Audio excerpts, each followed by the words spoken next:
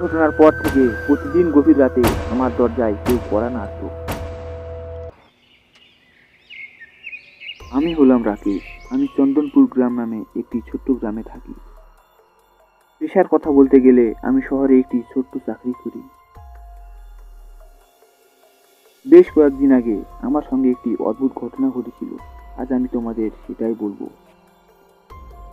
এটা সেই দিনের কথা, যেদিন আমার অফিস থেকে বাড়ি ফিরতে অনেক রাত হয়ে গিয়েছিল। রাত তখন 12টা বাজে। চারিদিকে জনশূন্যতাহীন, ঝিঝির পোকার ডাক আর পূর্ণিমার চাঁদ ছাড়া কিছুই নেই। আমি আপন মনে বাইক চালিয়ে বাড়ি ফিরছিলাম।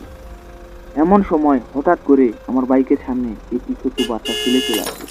আমি ব্রেক করার আগেই আমার বাইক ছেলেটিকে ধাক্কা মেরে দেয়। ছেলেটি দূরে ছিটকে চলে যায়। আমি অনেক ঘাবড়ে গেলাম আর বাইক থেকে নেমে দেখলাম ছেলেটির কিছু হয়েছে নাকি।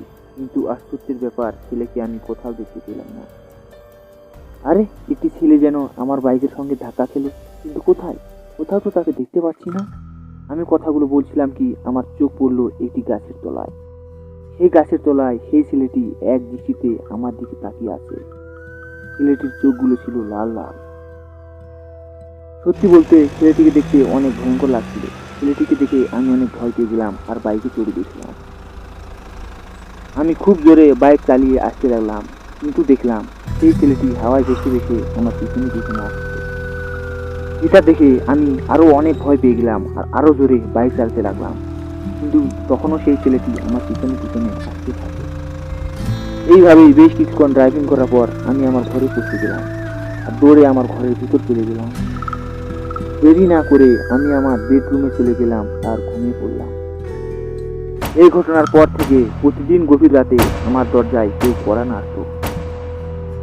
আমি বাইরে যাই দেখতাম, কিন্তু কাউকে দেখতে পেতাম না। ঘটনাগুলোতে ভীত হয়ে আমার এক বন্ধুকে আমি সব ঘটনাগুলো খুলে বললাম। বলিস কি রে, সত্যি কেমন হয়েছে? আমার মনে হচ্ছে কোনো সবুজ শক্তি তোর পিছু নিয়েছে। একটি কাজ কর, একটি তান্ত্রিকের কাছে যা।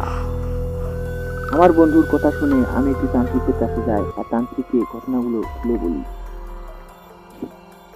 শোনো বালক, তুমি যাকে ছেলে বলছো সে ছেলে ছিল না, সে ছিল একটি ছেলের আত্মা, যে কিনা বহু বছর আগে ওই রাস্তায় মারা গিয়েছিল। কিন্তু তোমার ভয় পাওয়ার কোনো প্রয়োজন নেই। আমি তোমাকে একটি তাবিজ দিচ্ছি। এই তাবিজটি তোমার দরজার সামনে লাগিয়ে দেবে, তাহলে দেখবে সব সমাধান হয়ে গেছে। তান্ত্রিকের কথার মতন তাবিজটি আমার দরজার সামনে লাগিয়ে দিলাম। এরপর থেকে কেউ আর আমার দরজায় কড়া নাড়ে না।